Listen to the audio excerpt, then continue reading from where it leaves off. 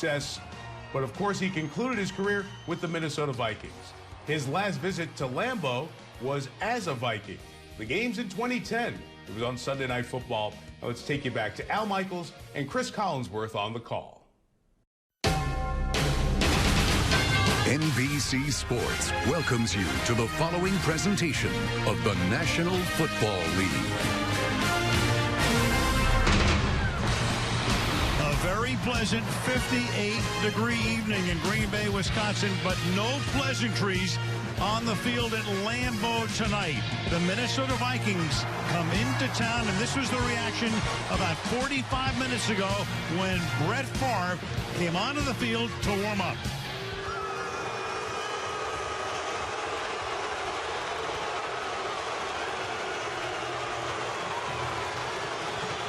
And that was with the stadium about half full. Of course, it's a different reaction for Favre's successor, Aaron Rodgers, who's been the starter since 2008, ready to appear tonight as the Packers take on the Vikings on NBC Sunday Night Football. Mason Crosby to kick off. And from Lambeau Field in Green Bay, here we go on Sunday Night Football. Harvin from the 3. The coverage is great. He gets taken down at the 15-yard line. Brett Favre coming out to lead the Vikings from deep in their own territory. 119th regular season start at Lambeau. That's an NFL record. Most starts at one stadium by a quarterback, breaking a tie with John Elway, who had started 118 at Mile High. And at Mile High today, they wish Elway was back for his 119th, the way things turned out. Randy Moss comes wide to the left. On first down, handoff to AP, Adrian Peterson. He gets stacked up after a gain of 2. Desmond Bishop is there. Let's meet the Vikings offense. Brett Favre, University of Southern Mississippi. Adrian Peterson, Oklahoma. Randy Moss, Rand University. Chris Galvin, Florida. Sal Tichenko, Morgan State Bears. Jim Kleinsasser, North Dakota. Brian McKinney, the U. Steve Hutchinson, Michigan. John Sullivan, Notre Dame. Anthony Herrera, the real UT. Phil Loho, Oklahoma. So it'll be second down and 8. Adrian Peterson had a helmet problem, so he went off the field. That means Toby Gerhardt, the rookie from Stanford, is the running back, and he takes it for a gain of about 5 up to the 23. So Peterson carried and then went off with a helmet issue. And right now Brett Favre with a third down, and Peterson is looking out to the field to tell Gerhardt, we assume that he's ready to go back in, but he may not because it's third down.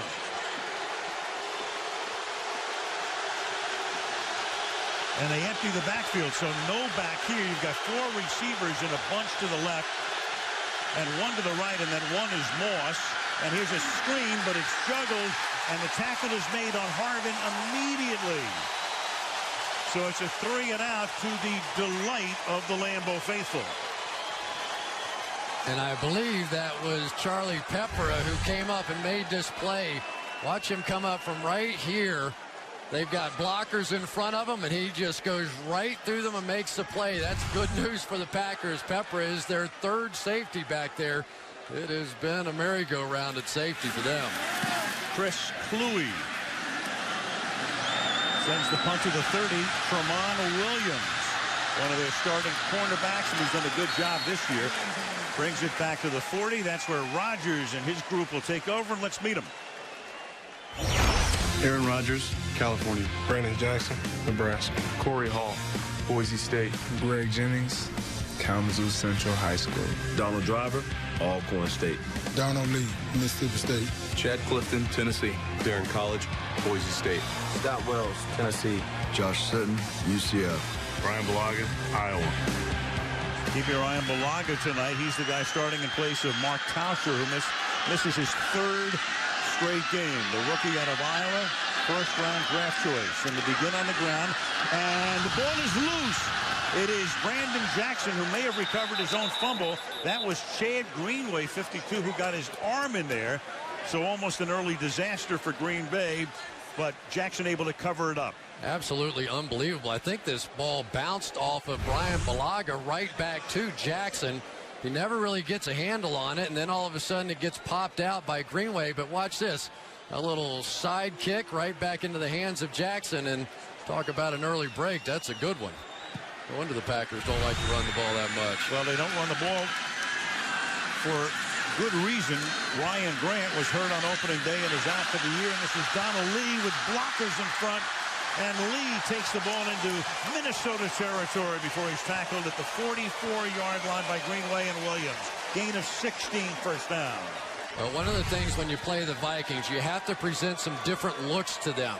And the Vikings are used to seeing people chip on their outside guys, so they really didn't think much of Donald Lee there, flanked outside at the tight end position. And here's the old guy getting up and showing he's still got some legs underneath him. They're sort of phasing him out a little bit these days, especially after the injury to Jermichael Finley, going to some younger guys. 44-yard line. Andrew Corliss is now the tight end. There's the fake inside give. Rodgers loves to get out of the pocket, and he can run, and he proves it right there as if you didn't know it. Aaron Rodgers. And that should be enough for a first down. It is. Yeah, and Leslie Frazier, the defensive coordinator, is not going to be happy with this one. They know Aaron Rodgers loves to move to his right. There was pretty good protection there, but if they're going to do anything tonight, in their words, they want to herd him left. They want him moving to the left. They feel like all his big plays come when he scrambles to the right side. Try to get him to throw against the grain if they can. Easier said than done. The ball is at the 33. Come up with Kuhn as the fullback here. Jackson as the running back, and they're going to give it to the fullback, and that's John Kuhn. Let's see the guys who start for Minnesota on defense. Ray Edwards, Cincinnati Woodward. Pat Williams, Wasman High School. Kevin Williams, Oklahoma State. Jared Allen, Culinary Academy. Chad Greenway, University of Iowa. E.J. Henderson, Maryland. Ben Lieber, Kansas State. Antoine Winfield, The Ohio State University. Madieu Williams, Maryland. Tyrell Johnson, Arkansas State. Asher Allen, Tucker High School. The Culinary Academy's Jared Allen, 7.5 sacks last year in the 2 games, and you got a flag before the snap. Scott Green is the referee tonight. Who's first? Yeah, it looked like Darren College may have flinched. False start. Offense, number 73. 5-yard penalty. Second down. You are correct. Now, there was some movement, and then, of course, you can be drawn offside by the defensive movement, but it has to be the player adjacent to you. It cannot be somebody on the outside of the line of scrimmage, and while the movement was over the left defensive end, he was the left guard on the opposite side, so it didn't count. So those numbers since Rodgers became the starter in 08, 14 of those 18 sacks in the 2 games last season. 5 minutes into the game, it's a 2nd and 16 for Green Bay, and they'll run the draw. Jackson to the 26-yard line, and they've cashed their lot with Jackson. When Grant got hurt on opening day, Jackson's been around. He's been the backup back, a 3rd down guy. They drafted him in 07. They could have traded for somebody, picked somebody else up off the street, but no, it's going to be Jackson, at least for now. Watch Josh sitting here, Al. He's going to come off this double team and go get the linebacker down the field in Greenway, and he made Greenway choose a side, and when he jumped inside, that allowed Jackson to jump outside. Gain of 14 turns a 2nd and 16 into a 3rd and 2. Rodgers taking the snap from the shotgun. 4-man front for Minnesota, long count. They rush 4. Rodgers escapes to his left, throws, and that will be caught for a first down by Jones. So Chris is talking about trying to get him to go out to his left, figuring they have a better chance. He's able to go to his left, go against the grain, and find Jones right on the sideline. Well, the key in playing the Vikings, can you protect? Right here, Chad Clifton, number 76, playing as well as I've seen him play in a long time. On the other side is the young rookie, Brian Balaga, and he's working against Ray Edwards. They actually plan to give him more help than Clifton tonight. But there it was, Aaron Rodgers going right first and then going left and making a play, so who knows? 1st and 10, Rodgers from the gun, 12-yard line. And they'll set up a screen, and he throws it right into the arms of Jared Allen. A gift. He tried to get it to Dimitri Nance, who had just come into the game to flank him in the backfield. And Jared Allen, who had 2 tremendous games against the Pack last year, starts with a pick on Green Bay's first series. This broadcast is copyrighted by NFL Productions for the private use of our audience. Any other use of this broadcast or any picture... Picked by Allen. Second series for Minnesota, and Favre will gun it incomplete. Intended for Shanko, and let's take a look at the pick. And I think that Aaron Rodgers got distracted on this play. You're going to see some pressure right here by Kevin Williams, and watch how long Rodgers looks at that. Sitting almost holds him, and then by the time he flips his head around, he just lost track of Jared Allen. But that's significant. Aaron Rodgers had thrown 173 straight passes in the red zone without an interception, and that killed that. And last year, as Adrian Peterson on his second carry, last year all season long, Rodgers threw 7 interceptions. That's already his 8th this season in 6 games plus half a quarter. Yeah, it really is remarkable that both Brett Favre and Aaron Rodgers threw over 30 touchdown passes and just 7 interceptions. No quarterback in the history of the league had ever done that, and they both did it last year. And this year, now 8 and 7 interceptions between the 2 guys already. 3rd and 5, and that means Toby Gerhart comes into the game as the 3rd down back. Remember, they had Chester Taylor on 3rd down the last 2 years, now with the Chicago Bears. Gerhart stays in the block, and Favre almost has that one intercepted at the 32-yard line. That's Nick Collins, the safety, breaking it up. So again, Brett Favre and a 3 and out. Pretty good play by a veteran right back here. Nick Collins is going to come up here. He knows this is a hot read for Brett. He just jumps right underneath that little arrow out route and almost came up with it. And really, when you're playing Brett, you need to make those kinds of interceptions. Blues' second punt of the night. Fielded at the 23-yard line. Tramon Williams looking for space and finds absolutely none.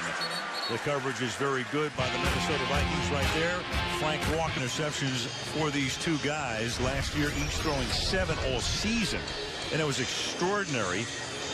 Rodgers won every 77 passes. Favre won every 76. Through the course of history in the NFL, the quarterbacks who've thrown interceptions at a rate of 1 per 75 passes or more, 16 times it's been done, but nobody's done it twice.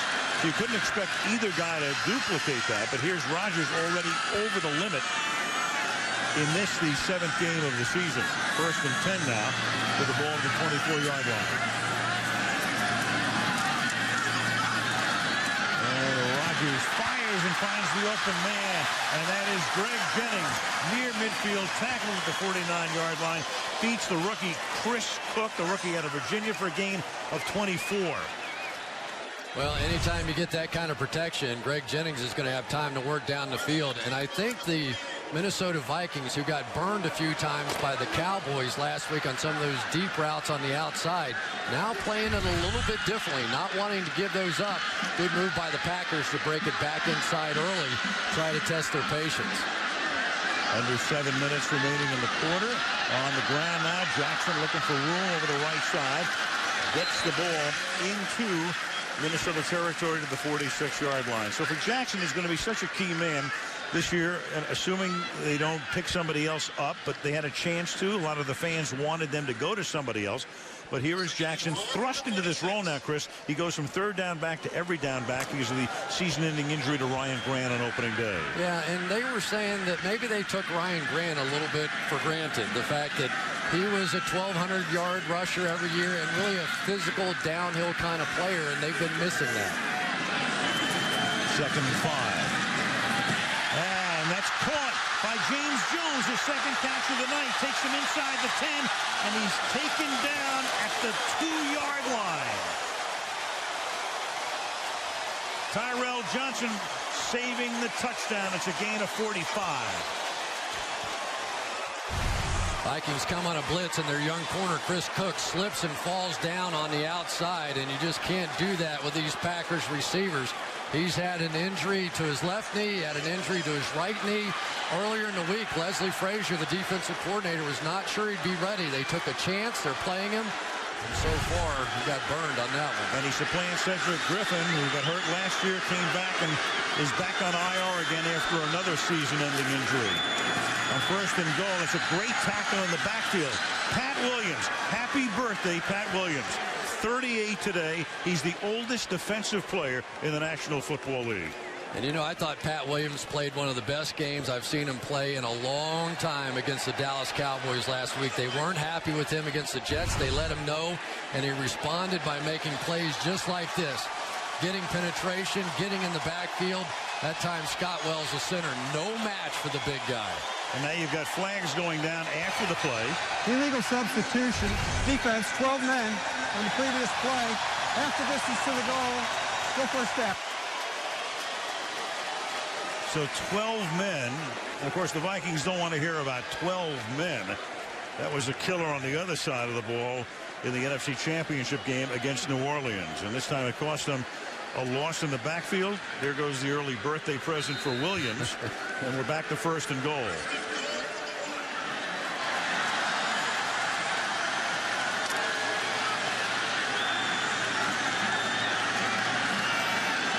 Jackson and Kuhn are the backs. Kuhn the fullback.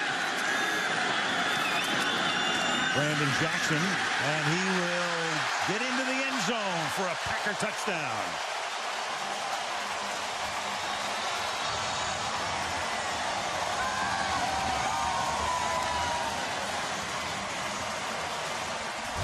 Can't block Pat Williams with one, block him with two. They go double team and then up on the linebacker here. Nice job by Josh Sitton. This is the young man, Josh Sitton, their right guard.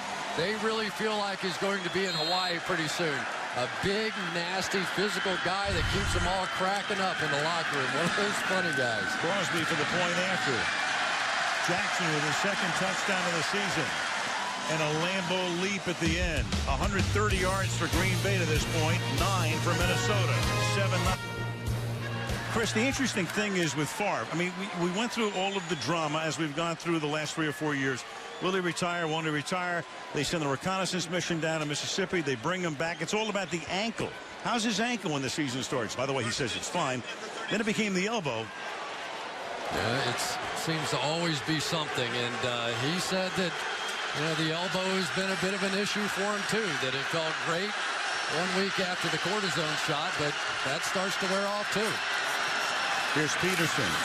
And if you saw him in that Monday night game against the Jets, it looked like his elbow was killing him. Then he told us, and he's told everybody, you know, since then, too, that he took that cortisone shot right after the game. He said that cortisone shot was a monster. Yeah, it felt good for a week, but like everything else, it wears off, and you can only take one about once every 6 weeks. He was, I'm sure, thrilled the rain went away so he didn't have to throw a heavy football tonight like he did against the Jets. Right, because it rained all day yesterday and rained a good part of the day today and stopped in the afternoon. And then Favre checks it down, and he goes to Shanko. And Shanko told us last night that he wants to be known as Visant. I said, how do you want your name pronounced? You say Visante on your introduction. Which way? I've heard 50. He said, I'm now Visant. Visant makes the catch. You know, funny guy. There's so many guys that change their name during the course of the NFL. I'm getting too old to remember them all. Me too. Toby Gerhardt is the back on third down. 3rd and 4.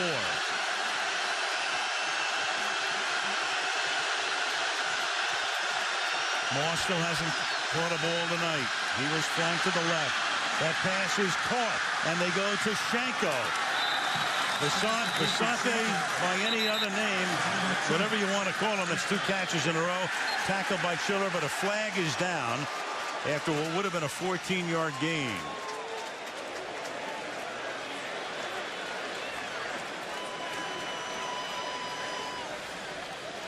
Scott Green. After the play, delay of game, number 81, throwing the ball, 5-yard penalty, first down. So the first down counts. He says they shouldn't have done it. Delay of game cost him 5. Well, a bit of good news here for the Vikings. They've been really struggling at this third down back. But Toby Gerhardt here steps up and makes the right block. Albert Young has been in there, and he has missed some key blocks on third down situations. So really all they want out of Gerhardt is just pick up the right guy. We're going to get you in the right call, understand what we're doing, make the block, and our passing game will get back on track. Minute 20 to go in the opening frame. Moss wide left. Harvin now comes into the backfield, and they're going to give it to Harvin, and Harvin through the middle for a touchdown. And that is something the Vikings want to start to do more and more. Get Harvin the ball, either by throwing it to him, or as they did last week against Dallas as well, handing it off to him and letting him exploit the middle of the defense, which he does brilliantly right there. And this is the value of Percy Harvin. There's no backs in the game. All of a sudden, you motion him from out wide at the wide receiver position, bring him back inside. You've got your running back, you've got your touchdown. Ryan Longwell for the extra point. And so the Green Bay Packers, in a little under 4 minutes, go 44 yards in 7 plays. Harvin set it up with a run back, scores the touchdown. We're tied. Chicago. From the 9-yard line. Pat Lee's going to run this back. Angles across the field. And runs about 50 yards to get about 12 or so net. And we go back to that Harvin TD. You get so used to seeing Percy Harvin running around and doing these things. Watch now. They're going to run a counter back inside. And it's the tight end, Jeff Dugan, who's going to come up on A.J. Hawk and make the key block right there. Pretty cool stuff. That was cleverly designed, and it's off of a lot of the stuff that they like to do with those outside plays. And you've got an injured Viking down on the field on the kickoff return. Meanwhile, Rodgers and Favre. Last year, take a look at that. Favre throwing for fewer yards, but of course the difference was those 7 TDs and no picks. And 14 sacks of Rodgers, and Favre didn't go down once. Eric Frampton was the Viking who was shaken up, but he walked off the field. So approaching the final minute of the quarter. Game tied at 7 from the 21-yard line. Good protection. Rodgers throws into traffic. Beautifully thrown pass. Caught by Jones between 2 defenders. It is Williams and Cook who are there, and they're really going to work on Cook tonight. Another big catch right here for Jones, his third of the night, for 84 yards total. Look at the added protection in here. Andrew Corliss inside. They're just trying to buy enough time because this is that route that the Cowboys worked against the Vikings a week ago. Down those seams on the outside against that cover 2 defense. And you knew Aaron Rodgers was going to take his shot tonight as well. 32-yard gain here. And then they dump it off. Beautifully designed screen. Jackson down the sideline and gets taken down at about the 10-yard line. Greg Jennings throwing the block to Springham. Beautiful screen to the 11-yard line. That's a gain of 36. Now this is what you want. You want help for your young tackle right here, Brian Bulaga. Watch him take an inside set. Invite Ray Edwards to the outside, screen inside them.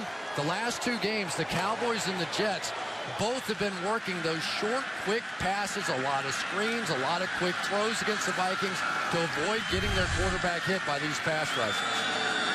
From the 11-yard line, waning seconds of the quarter. Jackson will take it to the 9. And in the quarter that ends in a 7-7 tie, Green Bay with 200 yards of total offense. 7-all at the break. Sunday Night Football continues after these messages. Collinsworth, Andrea Kramer, venerable Lambeau Field. And speaking of venerable, the Hall of Famer, the great former Packer quarterback and coach, Bart Starr. In attendance tonight, comes back for a lot of games. He broke it back in 77. A lot of good memories of that guy. Oh, yeah. Second down at 8. The ball is at the 10-yard line. Green Bay going 3-by-1, 3 receivers to the left, and the pass is thrown over the middle and incomplete. Intended for Jennings. I referenced the fact that 200 yards of offense in that first quarter for the Green Bay Packers. And the reason it's only 7-7, they turned the ball over that one time, and right now they're knocking on the door here. 166 through the air. This has been an issue for this Packers team this year. Third down conversions. One of the best teams in the NFL a season ago. Second in the NFL, as a matter of fact, but not this year. Third down and sustaining and finishing drives. Long count. Rodgers protected well to the end zone. Touchdown, Green Bay. On a third down play, Rodgers throwing right over the middle, and he's been on target all night. Andrew Corliss, the tight end. Jermichael Finley is gone, so this guy is going to have to play a much larger role in a Lambeau league for Andrew. Sure was. There he goes right down the slot, and this was close, whether or not he was able to get his feet down. It looked like his backside hit before he went out of bounds, and that was a touchdown. Let's see. Bang, bang. Juggled. Came away with it. Rookie out of Penn State. His first NFL score. Makes it 14-7. Murray with one. And we're going to take a look in a second at the juggling catch. Ruled a touchdown and no challenge is Percy Harvin, who had a big run back the last time. This time is a more conventional one back to the 25-yard line. Tom Crabtree makes the tackle and back to the touchdown that probably would have been overturned had it been challenged. Yeah, watch Andrew Corliss here. If you are going to the ground in the process of making the catch or contact by a defender is made, you must maintain possession all the way to the ground. Clearly not.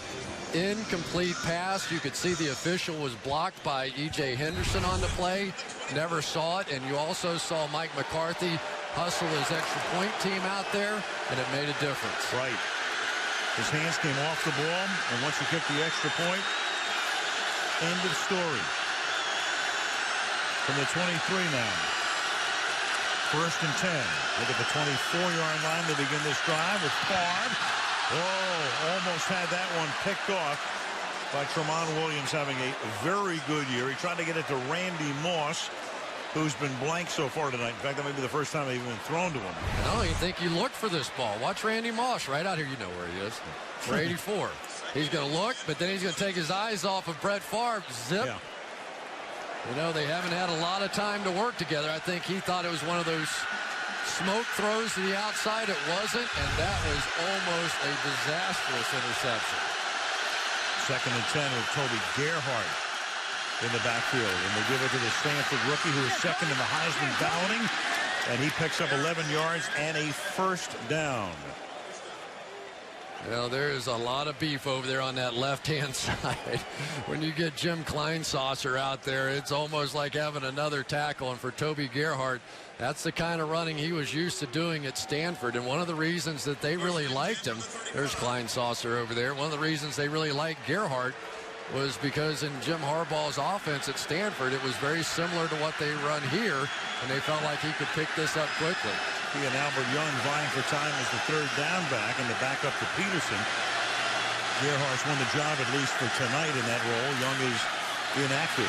And Favre moves up in the pocket, sliding throws wide open at the Green Bay 40 is Bernard Berrien. And when you throw to Berrien, he doesn't drop any passes. They've just had a tough time getting together in sync, but you get it to Berrien, he will catch it. And for Bernard that time, the gain is 30, first down. Watch the big guy out here, Phil Lodeholt, who has his hands full with the NFL's leading pass rusher, Clay Matthews. Great job there. Allowed Bernard Berrien to work way down the field. One of the things the Packers were afraid of, when Brett has the ability to buy a little extra time, he doesn't look short, he looks deep and goes for big plays. Gerhart behind the left side of the line. Plugs his way for a gain of 2.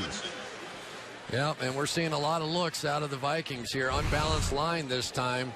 This is Phil Lodeholt right over here on the end. So they've got the tight end the other way. Now you've got 2 big tackles, big pulling Steve Hutchinson out in front. and they make another gainer out of it. These two teams, they know each other awfully well, so there's going to be a few tricks and gimmicks in there, and we haven't seen a lot of Adrian Peterson here lately. Haven't seen him since first couple of series, 2nd down and 8 when he had a helmet issue. Favre, play action, throws, caught, 20-yard line, Randy Moss. His first catch. Clay Matthews came in that time and really popped Favre, but he hung in there as he has for so many years and finds his man Moss. Well, you're going to get Charles Woodson coming here and then Clay Matthews working inside. So it forced them to come outside to pick him up, which opened things up for Matthews. And finally, a shot on Favre. Last year, I think Clay Matthews had one hit on Favre. No sacks by the entire team in either game. From the 20. Gerhard again. Tackled by Charles Woodson. Well, Charles Woodson was the Defensive Player of the Year a season ago, and the reason he is he can do exactly this. He plays like a linebacker. He can come up and fill. He can cover you one-on-one. He can play safety, but this is what makes him invaluable. One of the better tacklers coming out of the secondary in the NFL. Now Peterson is back in the game on 2nd and 7. Tahi is the fullback. And Peterson inside the 15 to the 14-yard line. The Packer defense, #1 against the run last year, but because of the injuries, Nick Barnett is gone for the season, the linebacker. They're also juggling guys in the secondary. They hope to have Al Harris back active and maybe Atari Bigby later on. But Dom Capers has had to go to a more basic defense. That's exactly right. He hasn't been able to play all his games that he typically likes to. Very multiple on the defensive side. 3rd and 3.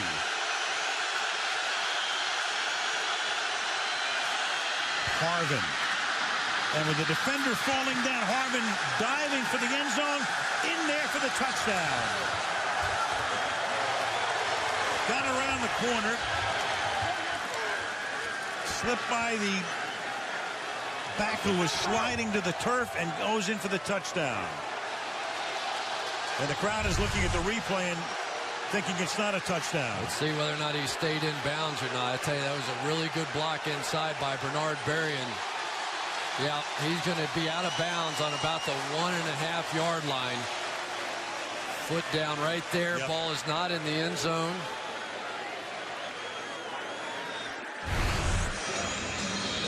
Scott Green has seen the evidence. We think the ball is going to be spotted at the 1. After reviewing the play, the runner stepped out of bounds.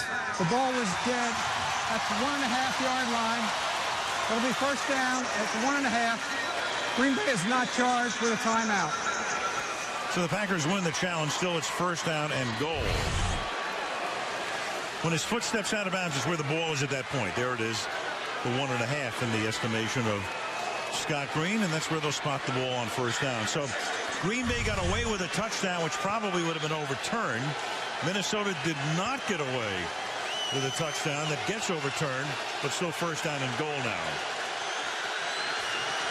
Peterson behind Tahi in the backfield. And they give it to AP, and he will go in over left guard and behind Tahi as well for the touchdown.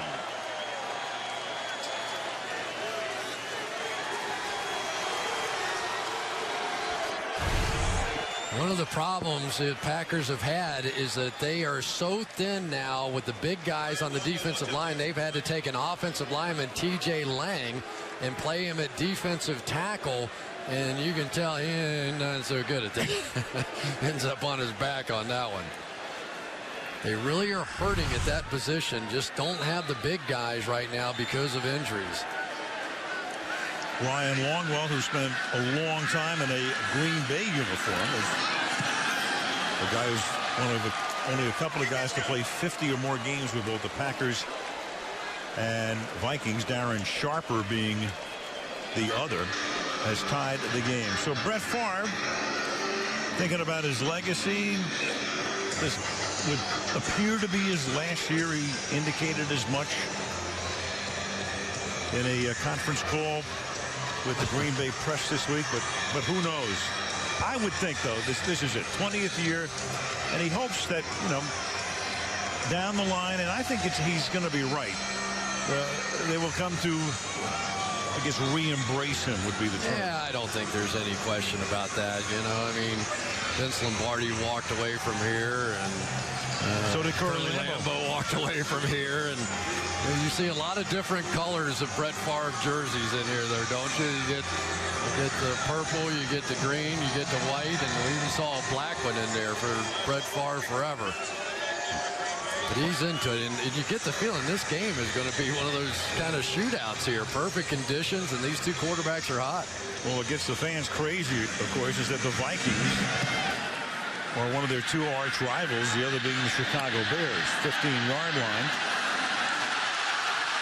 Lee and Pat Lee will bring it back to the 45-yard line. So we were thinking about, what would this be like if you were a fan of one team and, let's say, Larry Bird wore that uniform. Let's say Derek Jeter wore that uniform. Blasphemy. Michael Jordan could have wound up with the Knicks. John Elway. That's insult to injury today on a day when the Raiders went crazy. But in a way, I mean, that's what happened with Favre going to Minnesota. Boy, how about Elway in a Raiders uniform? Somebody call an exorcist. From the 44-yard line, Brandon Jackson moves that pile. Picks up about 4 tough yards. That Minnesota defense, last year 6th in the league, 6th best in yards allowed, but giving up those 200 yards to the Packer offense in the first quarter. Leslie Frazier, assistant head coach and defensive coordinator, and a guy who's been interviewed 7 times for NFL head coaching positions. And I think what's been surprising is how few sacks they've gotten this season after being one of the truly dominant teams a year ago. 2nd and 6. And Rodgers has that one caught a little behind Jennings. Yards shy of the first down. 3rd and 1. That sack rate, that Vikings defense was 14 last year. 1 every 12 dropbacks last year. This year, 3rd from the bottom. In other words, against the opposing offenses, once every 29 and change of the dropbacks. And there it is. Pat Williams with no sacks. Kevin and Jared with 1. Ray Edwards on the other side. So that front 4 not getting the penetration they got last season. 3rd and 1.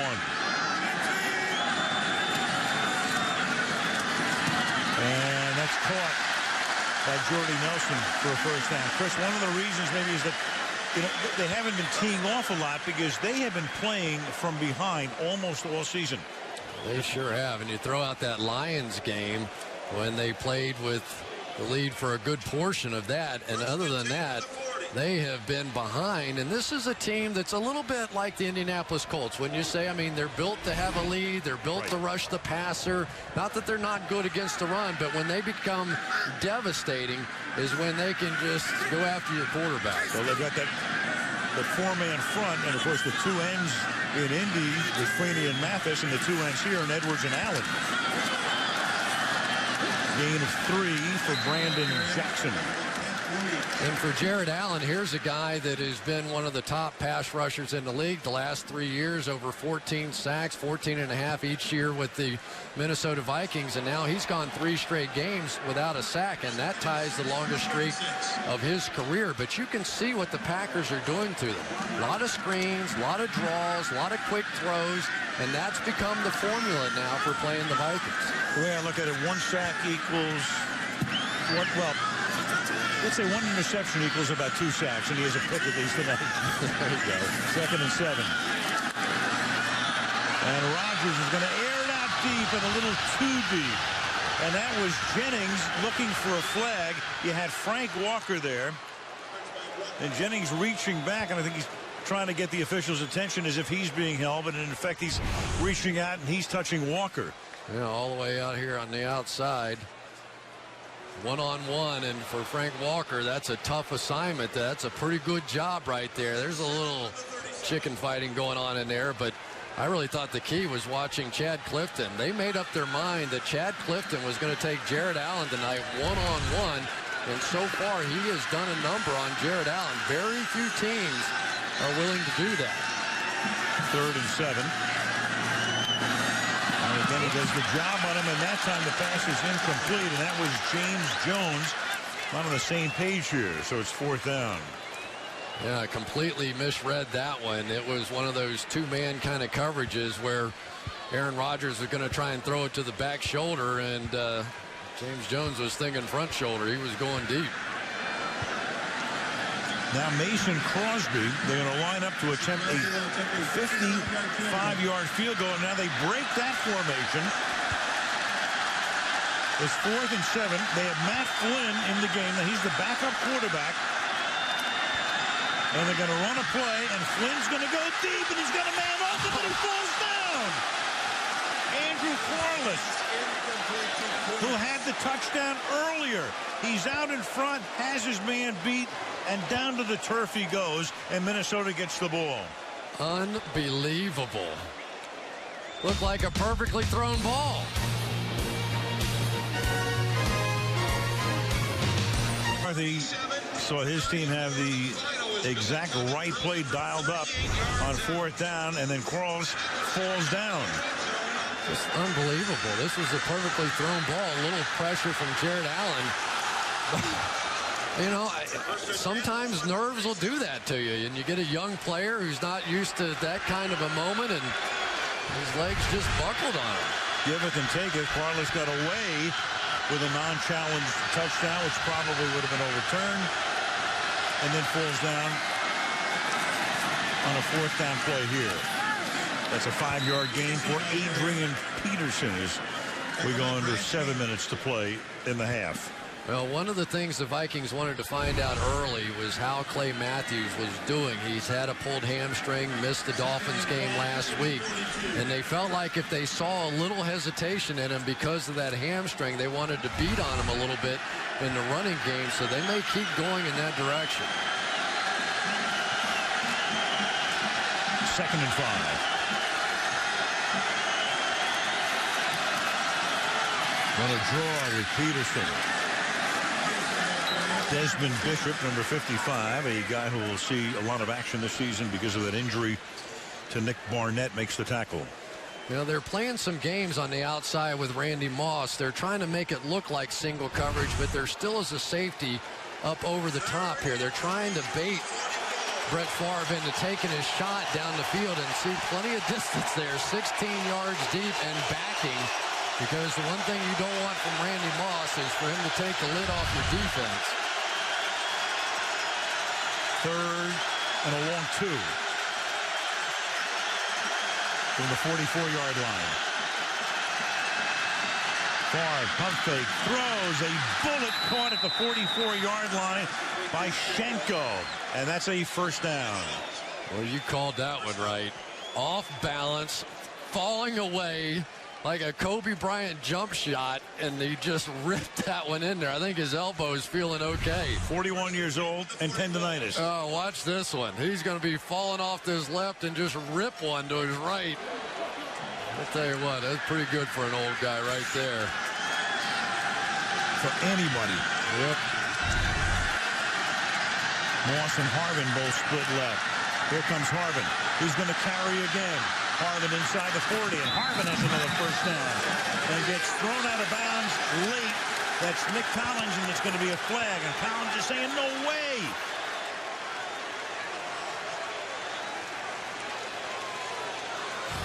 Well, first of all, it was a brilliant call, because they had everybody on the Packers defense flying to the right, and I'm not sure that was a late hit. It was close. No, me neither, because it's full speed. Personal foul, late hit, out of bounds, 15-yard penalty, 1st down. I mean, you're talking about Percy Harvin. This isn't Brett Favre running to the sideline. You better get there, or else he's going to turn the corner on you. And Nick Collins is running for all he's worth, trying to make sure he's the last line of defense. I probably would have taken, let's see. I think he's in bounds when contact is made. I think you have to give a defender that one. Hadn't stepped out. I agree with you. Ball at the 17-yard line. First down.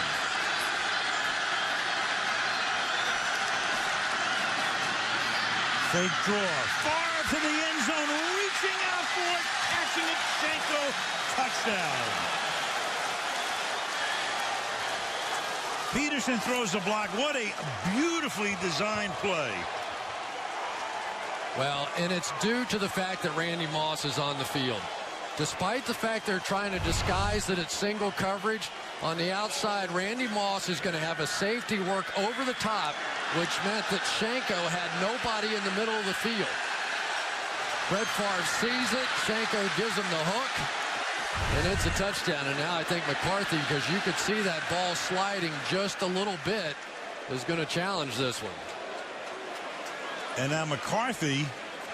Green Bay is challenging the ruling on the field that it is a completed pass for a touchdown. So McCarthy challenges what would be a Shenko touchdown.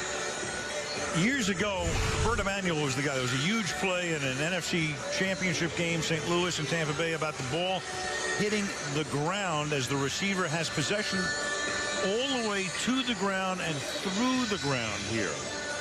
So we don't see enough to overturn this, based on the fact that they did change that rule a number of years ago.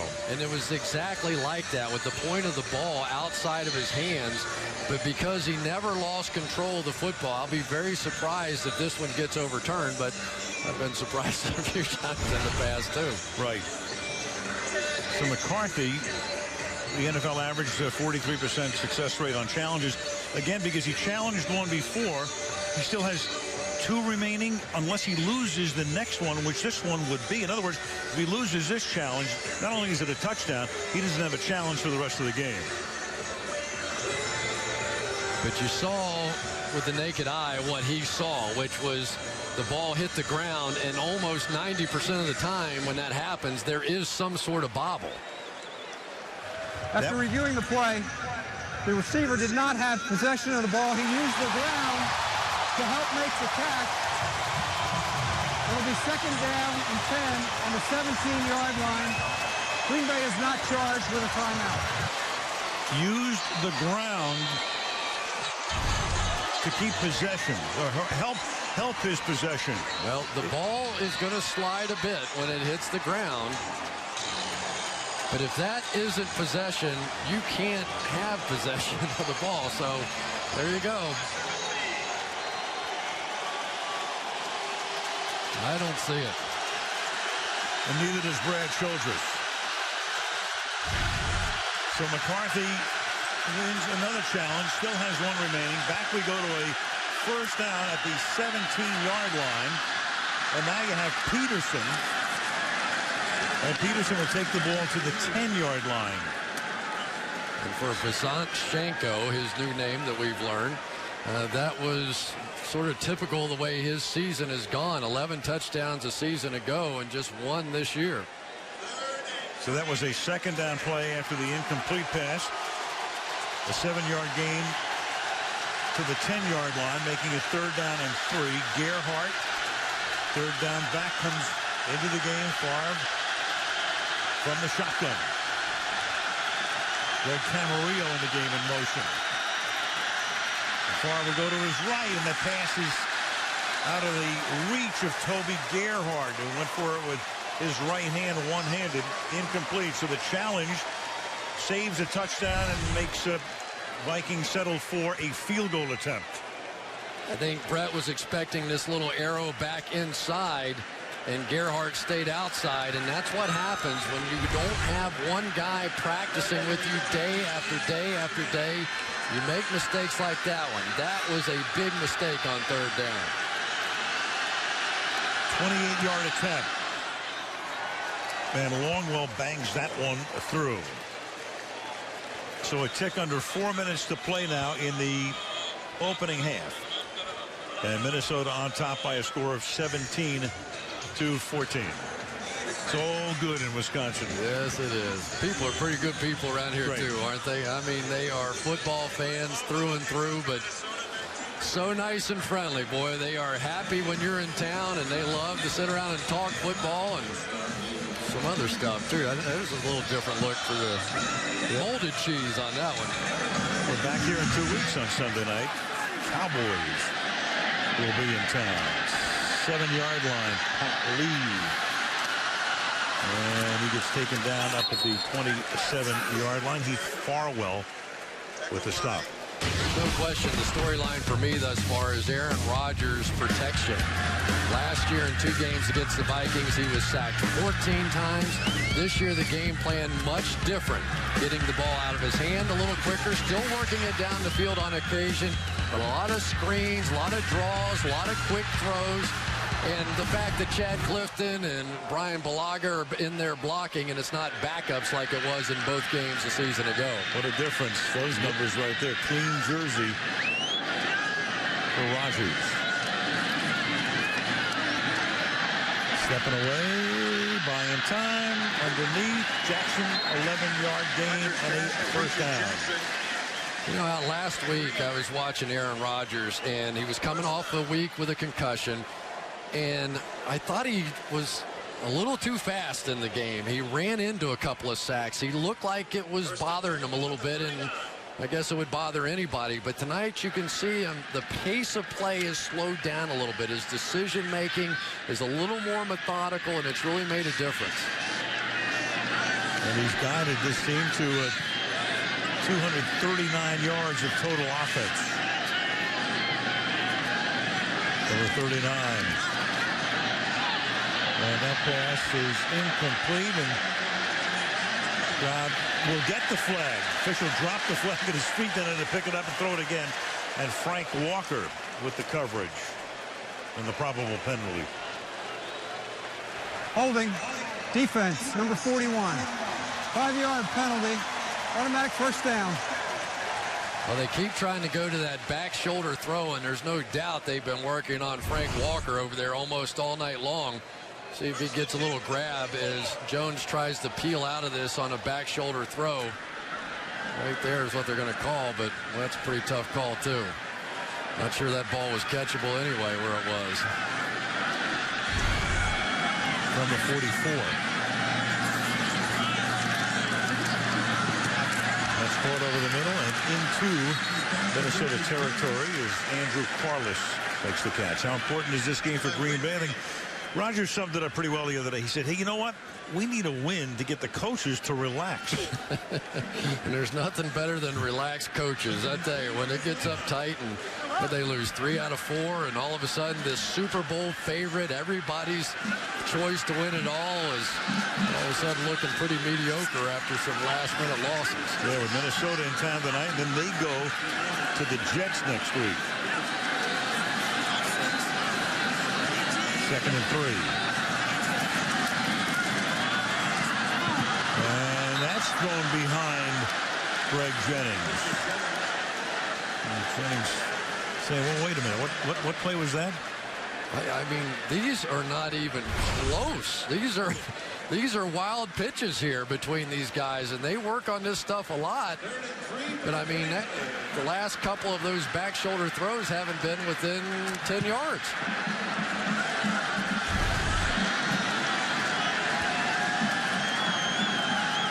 Rodgers now 11 of 16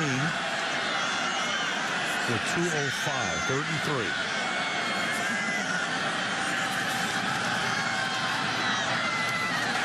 They convert.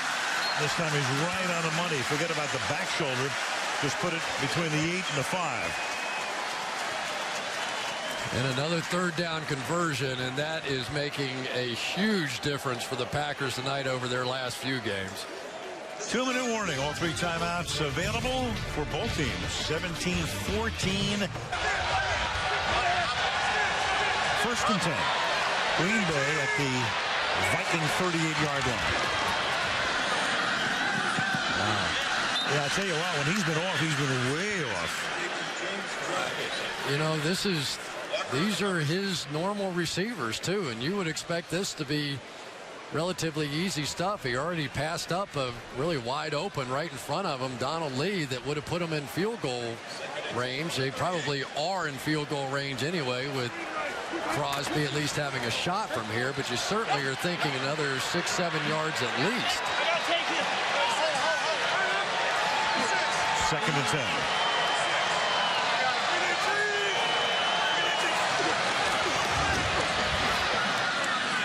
Dumps it off. Lee dives, and forward fiber should net him a first down, and will inside the 30. Well, this is the same look they did earlier in the ball game. Again, it looks like Donald Lee, who does a lot of blocking, a lot of chipping, comes down, and then he just sort of slides to the outside there, and they get the entire offensive line out in front of them, and it's been a nice night for Donald Lee. That time, Aaron Rodgers, little look away, forced Chad Greenway to sprint off to the right, and then they threw back to where he was. 2 passes tonight for Lee. In the 27. Fake inside handoff, and that pass is batted, so that's Jared Allen, who on the first Green Bay drive of the night had an interception, batting this one away. And he's a funny guy, and he says something that gets Rodgers to laugh. Well, he didn't rush the passer that time. He just sat there, and I think that Chad Clifton's done such a good job on him. When he saw Rodgers take that quick set, he said, all right, if I'm not going to get a sack, I'm going to at least give you a headache here.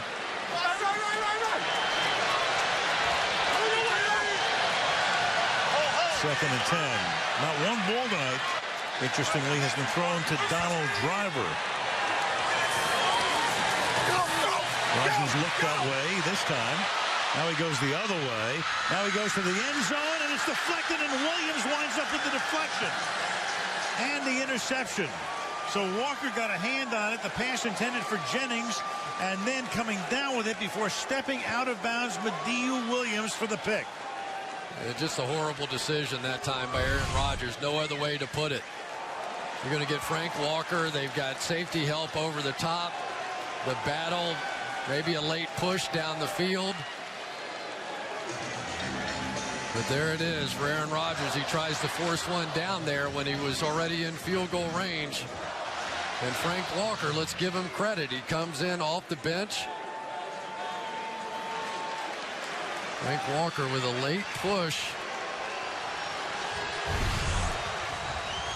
He's making plays and big ones. Yeah, they're working on him. They took Cook out of the game, put Walker in. And a big deflection leading to the pick. Rodgers throws his second interception, and now Peterson for a gain of 3, and Minnesota has all of its timeouts. And they use one right here. So, of course, a couple of very key plays. One was this one, which wound up as a touchdown, not challenged. Could have been, probably would have been overturned. Then you got Shanko on what could have been ruled either way, and that was ruled no touchdown because Scott Green went under the hood, and he said he used the ground to help him control the football. So that cost them 7, and they had to settle for 3. And really, the two other plays that you have to talk about are Aaron Rodgers throwing interceptions in the red zone, where they had opportunities to put points on the board. So you figure probably at least 2 field goals out of that, and they'd be up 20-17 right now. That timeout was taken by Green Bay. So even though it's a 4-yard gain, 2nd down and 6, Green Bay trying to get the ball back. 2nd and 6, they took the timeout. Minnesota has all of its timeouts. The ball on the 24-yard line. Now you got Peterson. And Peterson up to the 35-yard line. And now let's see if the Vikings take a timeout. Yeah, and they will. You know, sometimes you play those games, and now all of a sudden you give it over to the Vikings to work from the 35. It probably would have just run out the clock if they're backed up to their own 20, but now they're out there a little less dangerous territory, and so that's the game you play. Yeah, that's why I was a little surprised that, you know, originally I thought it was a timeout by Minnesota, and all of a sudden, you know, it's a 2nd and 6. You're kind of in no man's land. An interesting choice to call the TO there, but they do, and it's a break for Minnesota because it saves them a timeout. Yeah, and I'm sure Mike McCarthy's frustrated out there. His team has been in scoring position. They've given a couple away. Got to be happy with the way they're moving the ball up and down the field, but it's kind of gone like this the last few games for the Green Bay Packers. They just end up beating themselves with penalties or mistakes. 43 ticks, ball at the 34.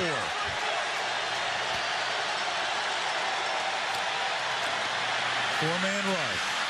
Favre escapes. Favre going deep downfield for Moss. He lays it up there, and Moss makes the catch. And a flag goes down at the end of the play. It was Moss and Nick Collins. And Moss using that body to get position.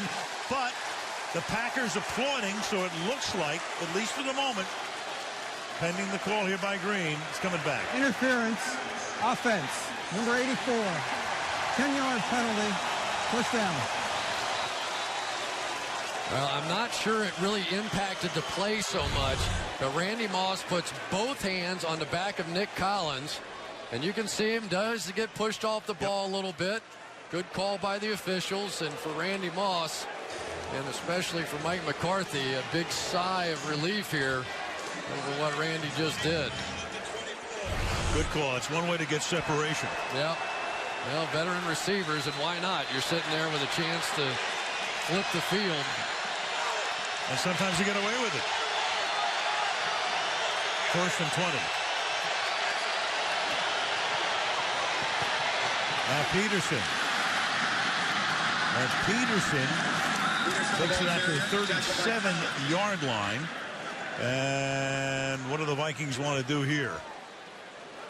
They're letting the clock run. Yeah, Randy Moss has his arms out like, what the heck? Yeah. Let's go. But instead, whoa, yeah, he doesn't like, he says, hey, come on, we have timeouts. Why don't we use them here? Yep. What are we doing sitting on the lead? It's an interesting call here because, I mean, if nothing else, lob up another one and see what Moss can do. I'm with you. Yeah. Randy's right. 17-14 is our halftime score. Good first half at Lambeau.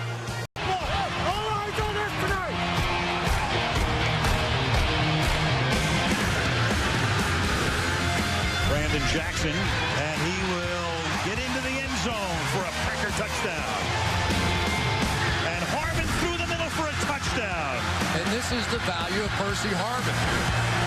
Rodgers protected well to the end zone. Touchdown, Green Bay.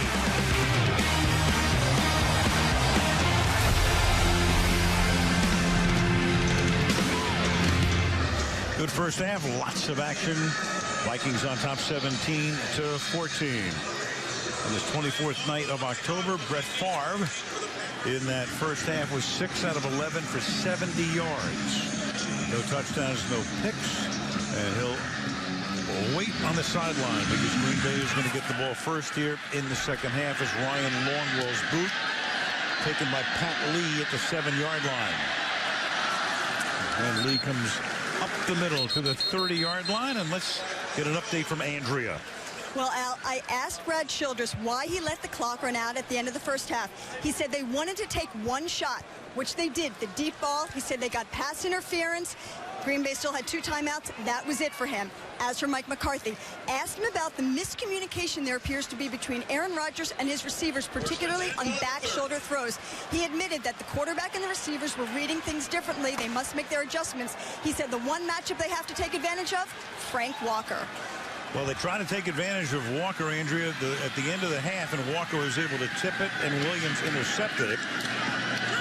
Rodgers on first down has that one tipped and almost picked again. Kevin Williams, the defensive tackle right there. And earlier, of course, you had the interception by the other defensive lineman, Jared Allen, and another near pick here by a DL. And you see the change in strategy now for the Vikings. They're not getting there, so they're just getting some separation from these linemen and jumping up and knocking down these short, quick throws. It's a pretty good idea.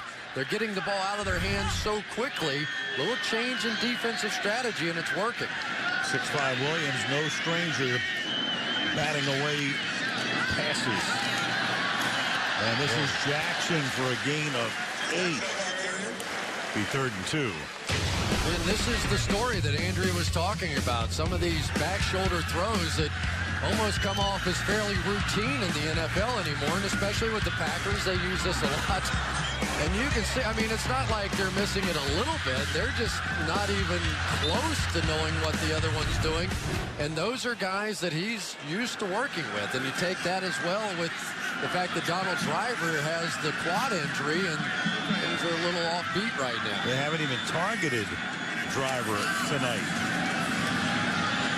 Rolling right, buying time, going deep, and incomplete. And that time Asher Allen is back there blanketing James Jones. It'll be 4th down. Well, it's a pretty good read that time. That little bootleg action actually drew the safety to the middle of the field, so they had one-on-one. They go the double move on the outside, but look at Asher Allen. He is in perfect position, just pins James Jones into the sideline, and then you see the safety going over the top the other way, Tyrell Johnson. So is Asher Allen by himself. Tim Mastay with the first punt of the night for Green Bay. Rick Camarillo came over from Miami at the outset of the season, brings it back to the 23-yard line. And that's where Favre and company go to work with a 3-point Minnesota lead in Lambeau.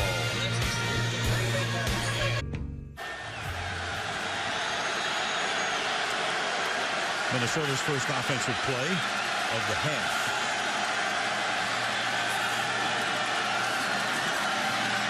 Favre, short drop, throws, and it's caught. And this is Percy Harvin up to the 45-yard line. Big night for Percy, that big run back in the first quarter, helping to set up his own touchdown at the end of that drive. And here's a 20-yard gain. Pretty formidable pair out here when you got Percy Harvin and Randy Moss. Moss is going to go first. Woodson jumped that, so you just go to Percy Harvin in behind it. And I'll tell you, those two guys have become pretty dynamic since Randy Moss has come over. Peterson cutting it back. Harvin was the guy in preseason. He had all of those headache issues, and it's been a recurring thing for him, the migraine headaches, but it seems to have settled down. Whatever they're doing right now with him seems to be working. Right now he's giving Green Bay the headaches. Yeah, he really is, and this is a guy that can do so many things. We saw the kickoff return for a touchdown a week ago. We've seen him motion into the backfield, play running back, but he is most comfortable in that slot position. He did not play well when he was the outside receiver. From the 46 on first down. They'll make a second down and 8 after the Peterson 2-yard run. 2nd and 8. And that's a little bit behind Percy, but he makes the catch. The ball at the 49. Now Pepra makes the tackle. You know, and before and during timeouts, you're seeing Randy Moss coaching these young guys up over there. You know, not much Randy Moss hasn't seen. It was kind of interesting. Brett Favre talking about Randy Moss, and Randy was coaching him on how to throw the deep ball. He said, put a little air under that one, Brett. And he'd come back and say, that's too much air underneath that one, Brett. What do you want? Give me a break. Look at this set. Those 4 receivers set at the bottom of the screen. They go 4 by 1.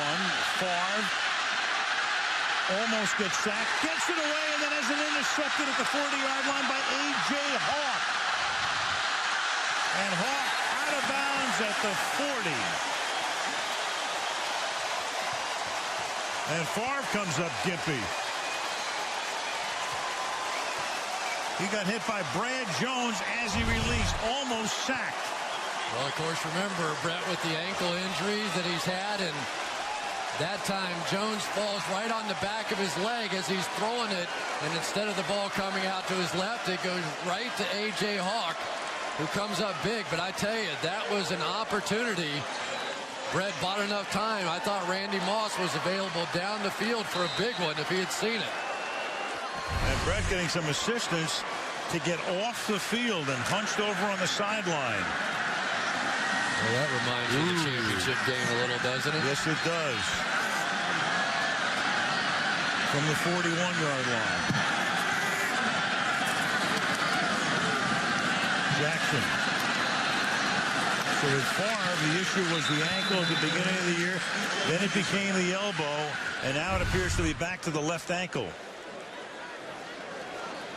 Well, no doubt about it. That's the one that he's had all the issues with, and they thought they'd finally kind of gotten over that. And now you start looking over and you wonder if Tavares Jackson might actually get his opportunity. Favre buying time and also looking at the pictures. Multitasking over there. 2nd down and 7. The ball's at the 38-yard line. They go with to John Kuhn. Well, and don't forget, this is, in all likelihood, Brett Favre's final game here at Lambeau Field, and you know he doesn't want to go out with an injury, and it's almost hard to imagine that he would, short of not being able to stand up and walk around. We've seen him so many times come back from injury after injury and continue to play, and he doesn't even look like he wants to talk to a trainer over there. No, and Jackson's not throwing because that's almost sacrilegious. Yeah. 3rd and 5 from the 36.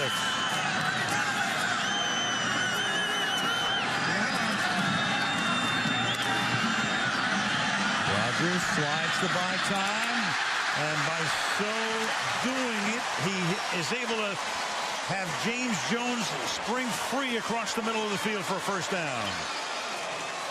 I'm going to tell you what, this is as good a pass protection as you're going to see by the Green Bay Packers. Chad Clifton on the outside, perfect. Brian Bulaga on the other side, a little bit of help, but jammed him good, so well that Ray Edwards just backed off and looked to knock it down. And you give a guy like Aaron Rodgers that much time, you're going to pay a price. First out of the 19-yard line.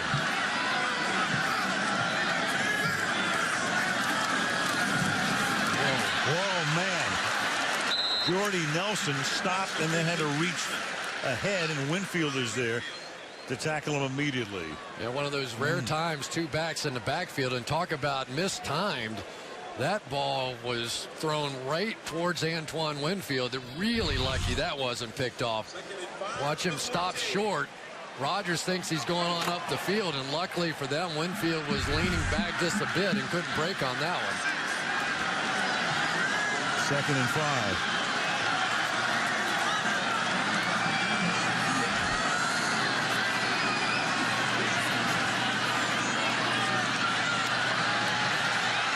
And it's caught by Jennings for a touchdown.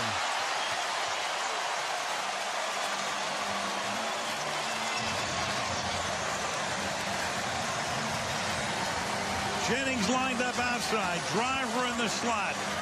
The interception and then the drive. 41 yards in 5 plays. Oh, look at that move on the outside by Greg Jennings. In, out, and got him.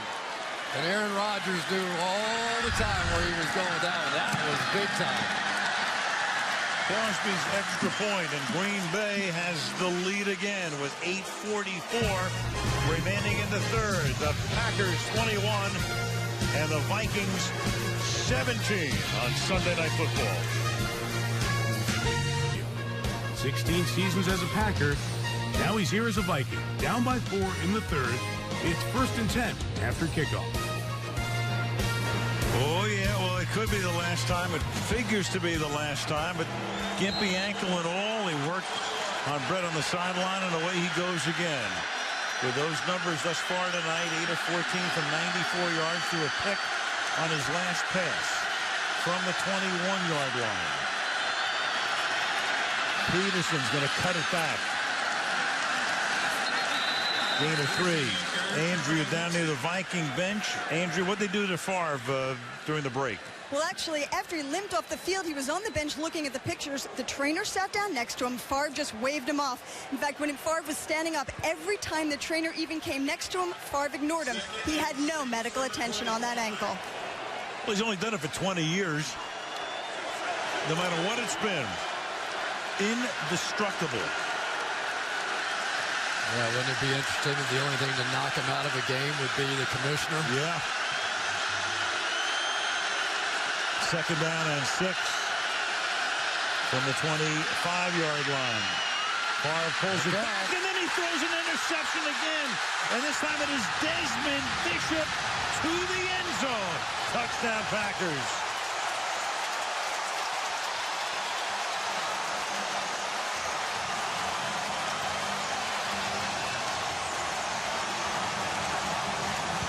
One thing Brett's made a living doing is buying time, getting his body in weird positions and making throws. You just wonder with this ankle kind of falling away from this thing. not able to move the way that he typically does, and Desmond Bishop makes him pay big. And you think they love it here in Green Bay? Welcome home, Brett. 32nd time Brett has thrown a pick six in his career. He's got every record, including that one.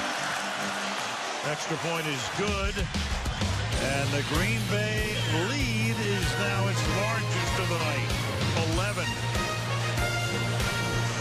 Doing another short kick, and this time it's fielded up at the 40-yard line.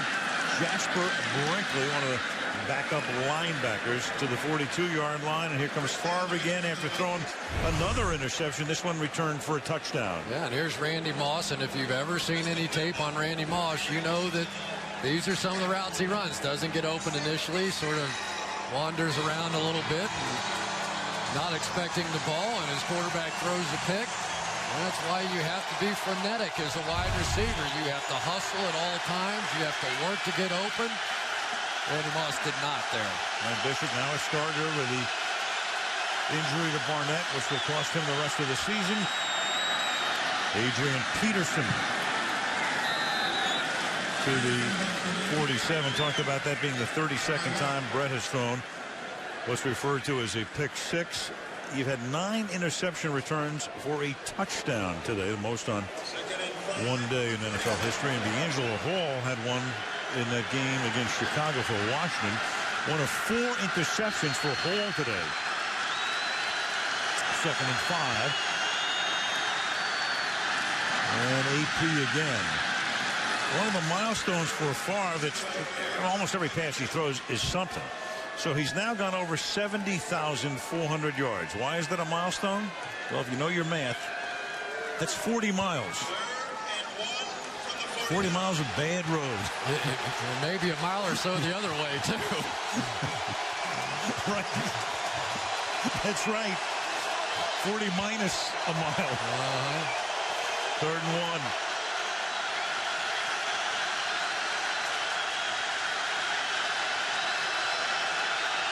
Defense wants him to pump it up. Gerhardt is the back. Fake to him. Ton of time. Favre going deep over the middle. Caught by Harvin. And Percy to the 11-yard line. So on 3rd and 1. Down the field they go. Woodson makes the tackle. First down. Well, that one got everybody. Nick Collins, one of the really good safeties. He's coming up.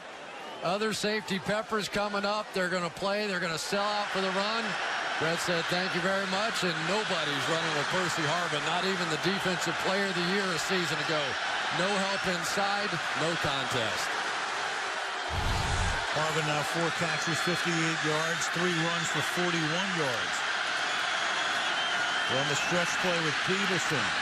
Can't get around the corner. Collins comes up to stick him. You know, that big play was something a little unusual for Brett Favre this season.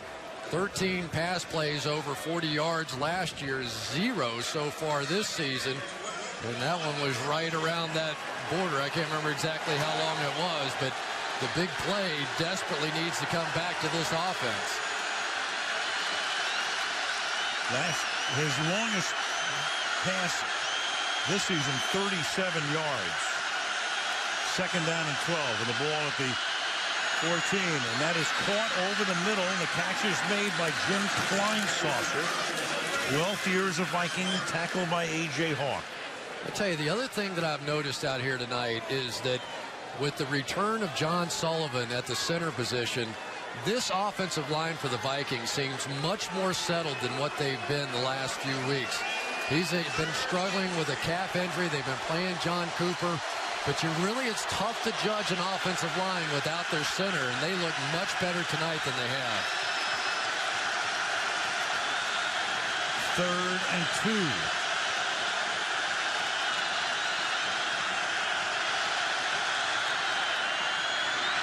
Favre throws, caught, Moss walks in for the touchdown. Randy Moss. He and Harvin work well together. Yeah, Percy Harvin really made that touchdown. It's a pick that's not a pick. You come out here, you run them into Randy Moss's defenders, just clear a little space. There you go. Send your thank you note, Randy. On the outside, just gets Woodson to bite enough. Really no pick whatsoever. Did a nice job underselling that one. Longwell for the point after the last time Moss scored a touchdown in this building.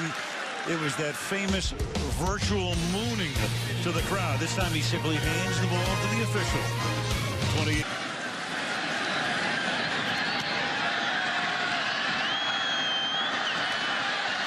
Here's Lee. And down he goes at the 23-yard line. The West Side Wolverines defeated the Manitowoc Chiefs here in Green Bay. You want to have some fun, go out and coach those guys. Of course, coaching those two guys would be kind of fun, too. But those kids, I've done it for a long time. It is a blast. Rolling right, Rogers throws, and Nelson makes the catch along the sideline. He picks up 8 yards. It'll be 2nd down and 2.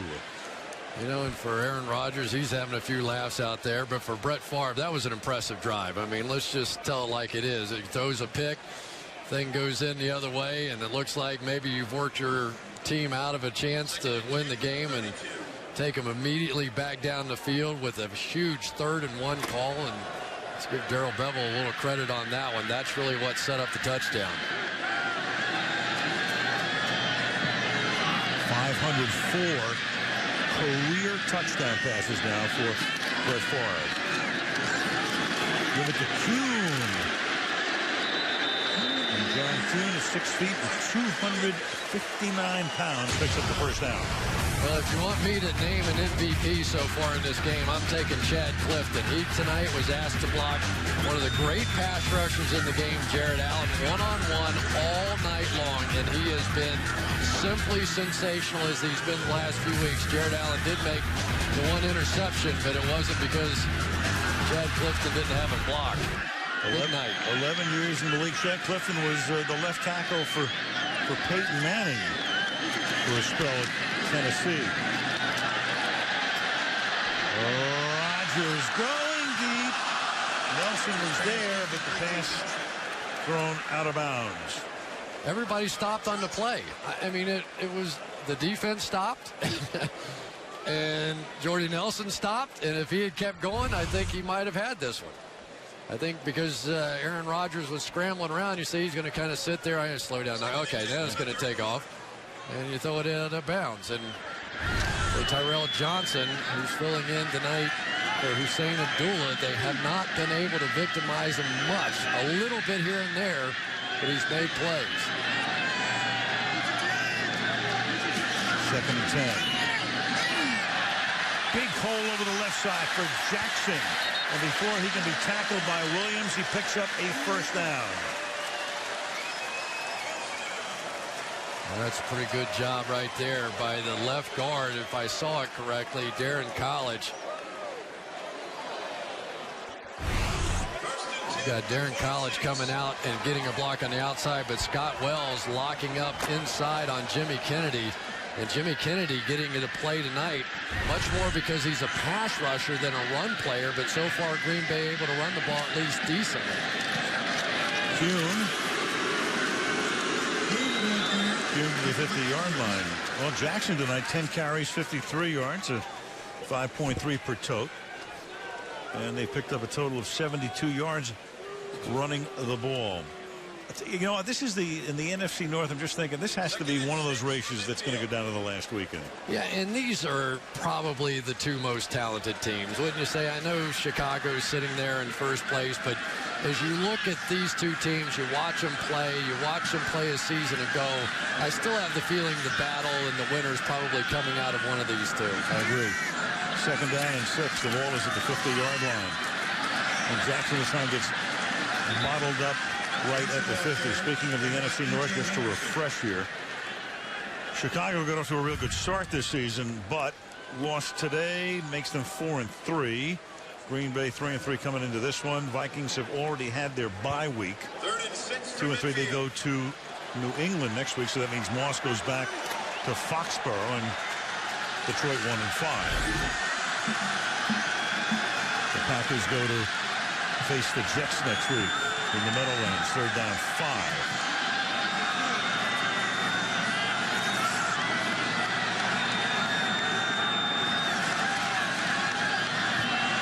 Rodgers buying time again. Trying to get the first down with his feet. Real close. They're going to spot him, I think, a little short. Antoine Winfield got there, and he appears to be inches shy of the first down. Yeah, it's where his knee hit. Oh, his knee didn't really hit. I thought maybe his knee had dropped down. Let's take a look at this thing now. He's going to extend the ball, and really he doesn't hit down until his hip hits the ground. Tough to tell from that angle. Yeah, it's tough to tell. They can challenge. It's the end of the quarter. They'll take a look. If they don't give him the first down, which they haven't, it's going to be a 4th down coming up. Good game. 28-24, end of 3. Sunday Night Football resumes after these messages. Happening right here. He's short of the first down. We've been looking at it during the commercial break. Here's the look. When his elbow's down, that's where the ball should be spotted, just short of the 44-yard line.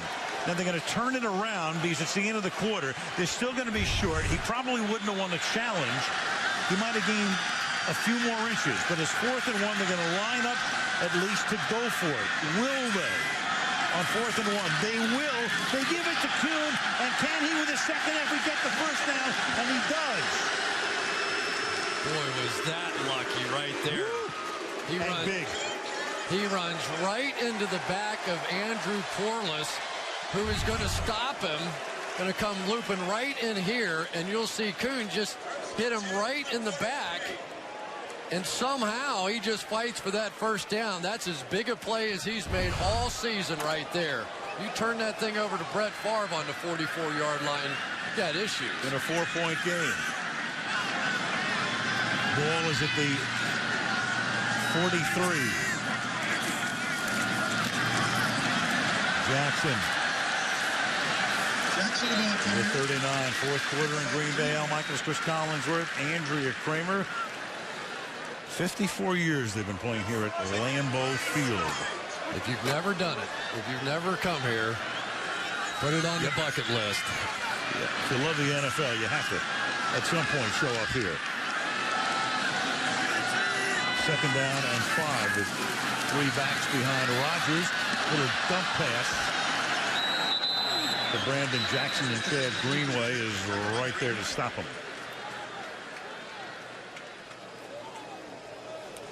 So now another big 3rd down, 3rd and 6. Well, it's really been the difference in the ball game tonight for Aaron Rodgers, a team that had struggled mightily the last couple of games on 3rd down, a couple of overtime losses. Tonight, they've made these plays.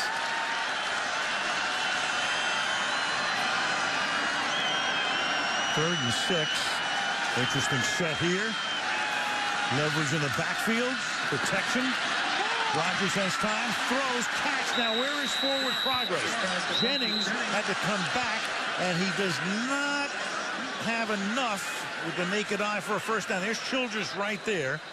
And you're going to probably have another, the way it looks right now, another 4th and inches coming up.